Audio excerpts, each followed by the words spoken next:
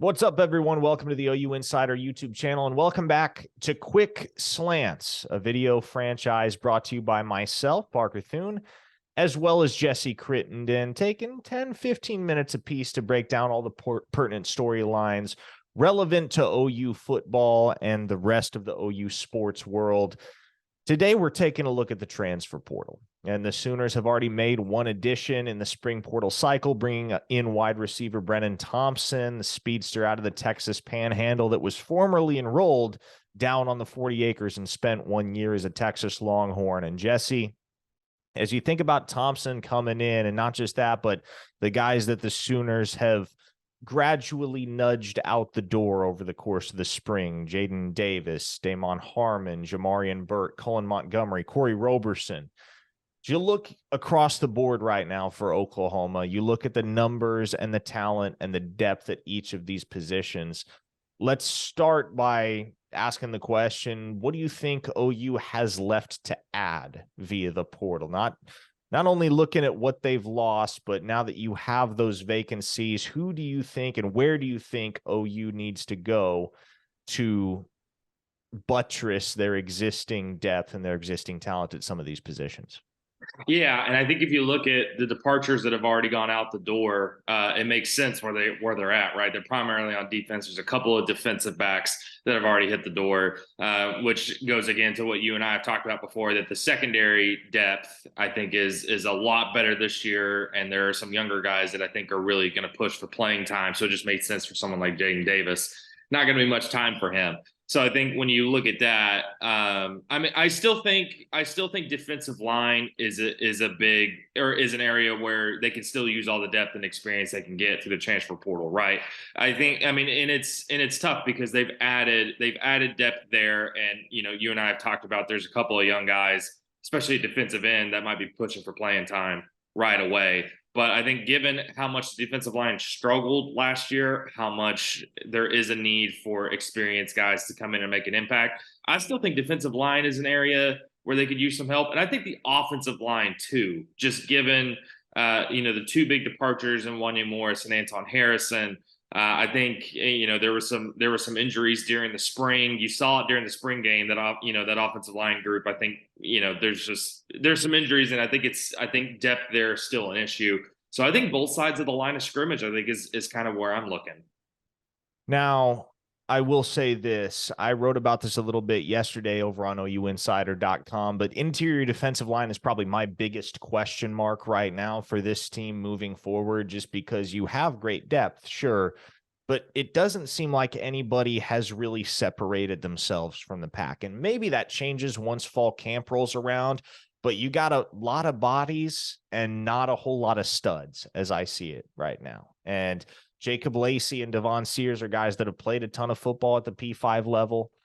Jonah Laulu is moving from defensive end to defensive tackle. He might have the highest sheer physical ceiling of anybody in that room. And obviously, I think many expect Isaiah Coe's responsibilities to expand in 2023. But Kelvin Gilliam has never been able to quite stay healthy. It feels like Grayson Halton still has a little bit more development that needs to occur personally for him in terms of what he brings to the football field, more so with regard to mass than anything else. You remember, he started out as an edge, started out as a defensive end. He's still a little bit leaner than what you would like for an interior defensive guy at Oklahoma. So curious to see if he can bulk up and how quickly he works himself into the rotation at defensive tackle. Now, as far as what Oklahoma can get and will get via the portal the rest of the way, they're still looking at wide receiver. And they've made offers at defensive back. They've made offers at linebacker. They offered a couple offensive linemen.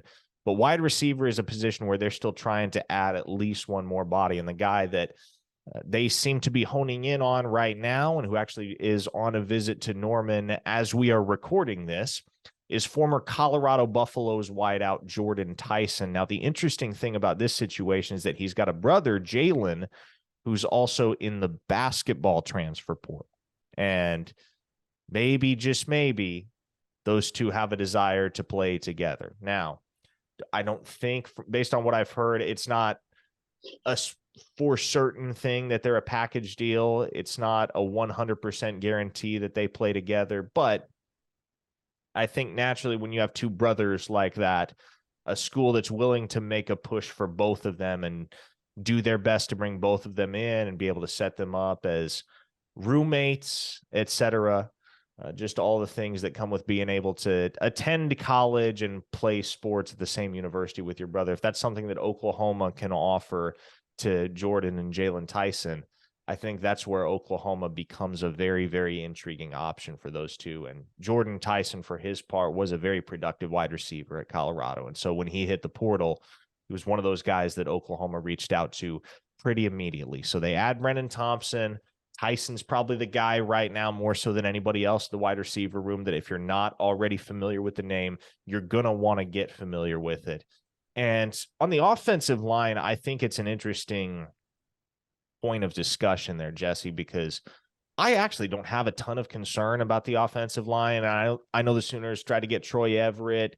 They tried to get Josh Simmons from San Diego State, made a push for both of those guys, but they're going to be healthy by the time the fall rolls around. At least that is the presumption. Jacob Sexton is maybe the only guy whose injury has the opportunity to affect his availability once the fall rolls around. So I like what Oklahoma has on the offensive line. I think there's going to be a ton of healthy competition there. And I'm actually of the opinion that you could better utilize a scholarship elsewhere than on the offensive line. And to that point, another guy that they hosted on a visit over the weekend is former Ferris State linebacker Connor Neer. So what is becoming evident, Jesse, is that the Sooners are more so looking for one-year rentals on defense at this point than anything else. Just guys that have played a ton of football that can come in and be stable options at XYZ position, and then you don't have to worry about them taking up a scholarship at this time next year.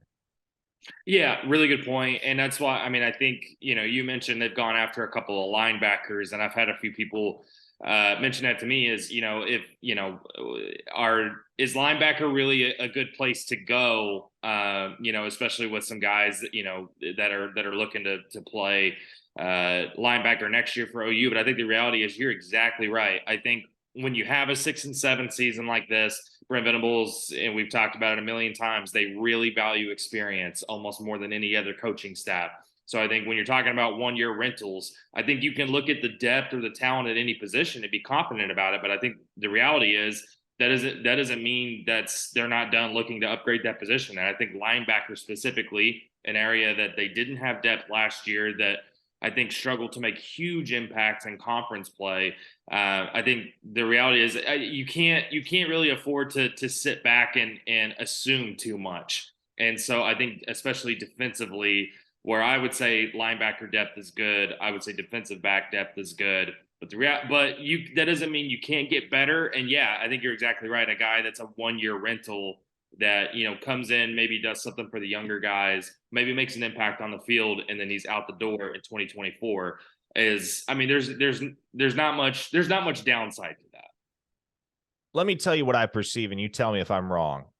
The Sooners being willing to part ways with Damon Harmon and Jamarian Burt kind of speaks volumes for Peyton Bowen. And we all saw what type of player he could be and what type of player he already is when he made that acrobatic interception of Dylan Gabriel at the spring game. And that was far from the only play that he made that day. But the fact that the Sooner staff was willing to essentially send a couple of the I don't want to call them Jags, because I think both those guys are going to play FBS football and potentially Power 5 football elsewhere. But to send a couple of guys that were fringe 2-deep players at safety on their way, that suggests to me that, hey, we trust Peyton Bowen is not only going to be that dude for us and an all-conference type of player by the time he leaves, but he can be a valuable contributor for us right now in the here and now, in the present, in 2023.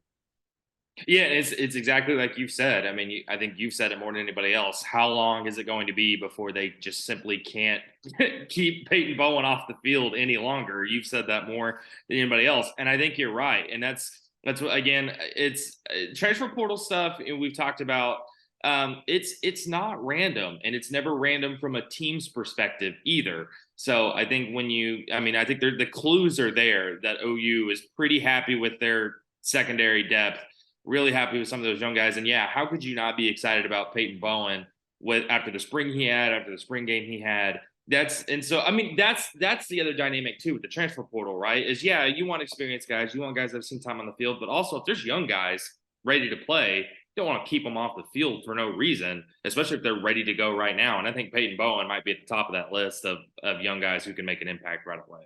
Two sides to the same coin, no question about it. That is going to do it for this installment of Quick Slants. That is Jesse Crittenden. I am Parker Thune. Hey, OU Insider just moved over to the Rivals.com network. So if you're not already a member over there, would highly recommend you go hop on board. You can't find better insider information anywhere in the market. We will keep you covered, cover to cover, as it were, front to back, top to bottom, whatever analogy, whatever euphemism you prefer. We got you wall-to-wall coverage on OUinsider.com of not just OU football and recruiting, but Jesse does a fantastic job keeping you up to speed on baseball, basketball, and softball as well. So with that, if you're not subscribed to this channel, go ahead, hit that button. Doesn't cost you a dime. OU Insider Live comes your way tonight, Wednesday, May 3rd. I understand not everybody's going to get the chance to watch this video before then, but OU Insider Live every Wednesday night. If you don't already tune in on a weekly basis, definitely something that's worth an hour of your time to get all the juice on OU football recruiting with myself and Brandon Drum. For now, I'm Parker. That's Jesse. We'll catch you next time on Quick Slants.